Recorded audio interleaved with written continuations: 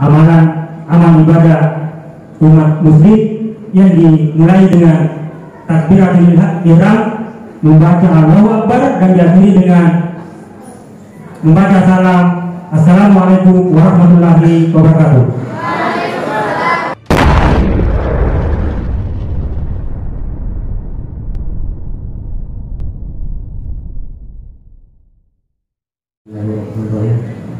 Assalamualaikum warahmatullahi wabarakatuh. Waalaikumsalam warahmatullahi wabarakatuh. Bersyukur kita kepada Allah dengan membaca hamdalah. Bersalawat kita Nabiullah Muhammad Shallallahu Alaihi Wasallam dengan membaca Allahumma shalli wa sallim.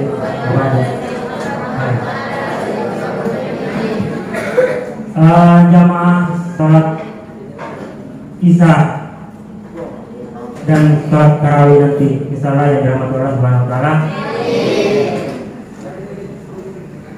Saya sebenarnya merasa tidak pantas untuk berdiri di sini. Saya sampai hari ini masih bertanya kepada Allah kenapa saya dipilih untuk hadir, untuk berdiri di depan adik-adik, teman-teman, dan orang-orang tua semua.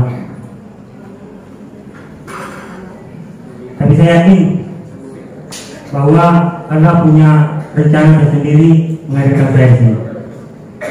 Saya yang biasanya hanya menulis, hari ini harus ngomong di depan teman-teman, di depan jamaah semua. Maka izinkan saya memanfaatkan waktu yang hanya paling lama 15 ya. Saya siapkan sebenarnya 2 jam.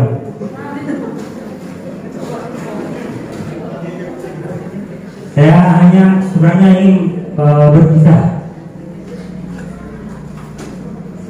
Ada seorang ibu yang tinggal di baliknya papan. Setiap hari beliau ini mendapatkan tamunya itu dari kurir, ya entah dari Jet atau Grab atau bahkan kurir-kurir lokal.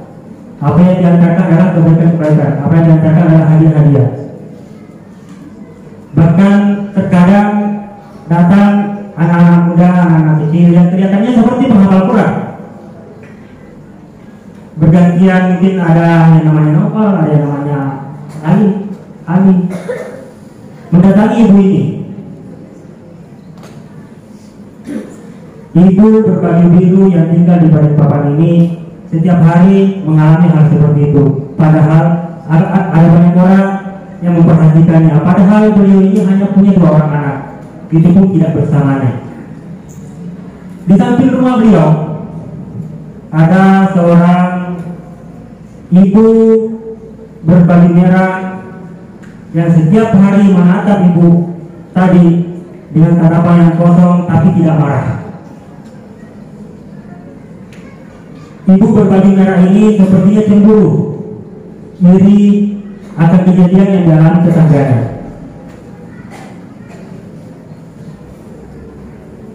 Melihat banyak orang yang memperhatikannya, sedangkan dia hanya ibu tetangganya tadi ini yang sesekali menyampaikan kepadanya hadiah yang didapatnya dari orang-orang yang mengantarkannya setiap saat, setiap waktu. Ini berjalan terus-menerus dalam kehidupannya. Nah, jemaah sekalian, coba seandainya ibu berbaju merah yang tidak marah tadi ini adalah ibu kita, menyaksikan tetangganya setiap saat diberi hadiah, diberi kebaikan, diberi uang, diberi makanan dari orang-orang yang mungkin tidak dikenalnya. Seandainya ibu yang iri dan cemburu tadinya adalah ibu kita, alangkah sedihnya kita. Pasti kita akan menangis menyaksikan ibu yang mengandung kita, ibu yang membimbing kita, tidak mendapatkan kebahagiaan seperti tetangganya tadi.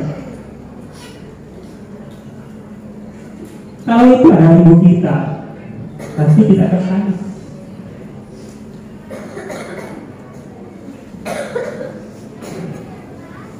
Ini bisa jadi kenyataan, bisa jadi adalah sebuah ilustrasi yang saya pikirkan tadi di tanda sampai di sini. Dan itu adalah perumpamaan yang biasa saya sampaikan di tulisan-tulisan ketika seorang yang telah berpulang, yang telah berada di baliknya papan penutup jenazah, senantiasa mendapatkan aliran kebaikan dari anak-anaknya. Kenapa hal itu bisa terjadi? Bertanya sahabat Rasulullah seperti ini, ya Rasulullah, ibuku telah wafat, dapatkah saya mengalirkan kebahagiaan kepadanya? Bagaimana caranya? Rasulullah pada saat itu menjawab, bersedekahlah dan niatkan untuk ibumu, insya Allah pahalanya dan kebaikannya akan sampai.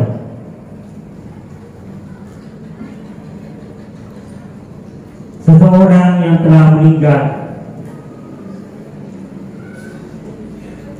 akan terputus semua yang ada di dunia ini kecuali 3 hal,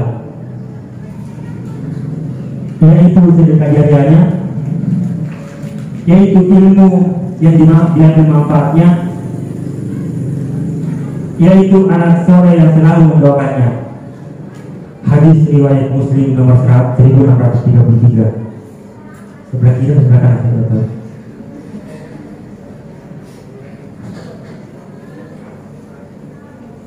Sedekah jariah yang dimaksud di sini adalah para guru kita, ulama-ulama kita sepakat bahwa sedekah jariah yang dimaksud dalam hadis ini adalah wakaf.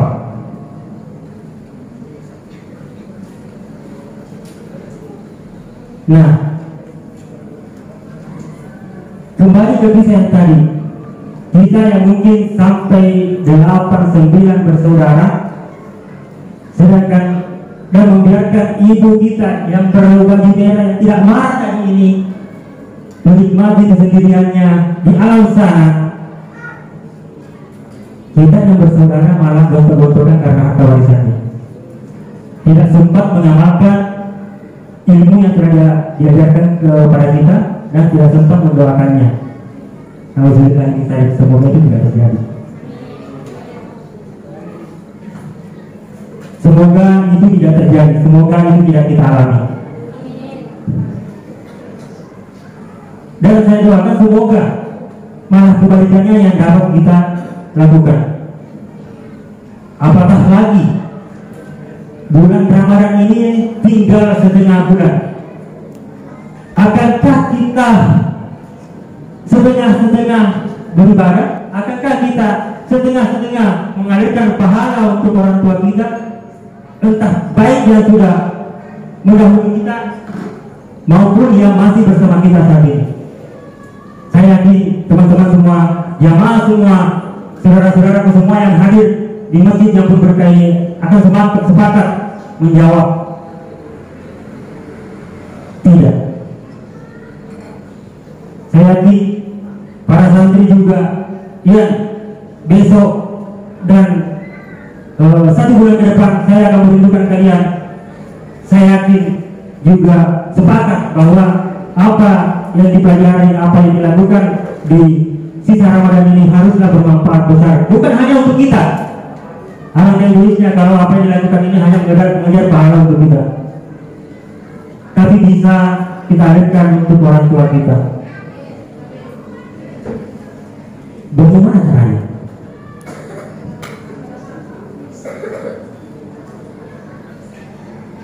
Allah Subhanahu wa taala menyampaikan dalam Quran surah Al-Imran ayat 92 yang terjemahannya, kamu sekali-kali tidak sampai kepada kebaikan yang sempurna sebelum kamu menafkahkan sebagian harta yang kamu cintai, dan apa saja yang kamu nafkahkan maka sesungguhnya Allah mengetahuinya.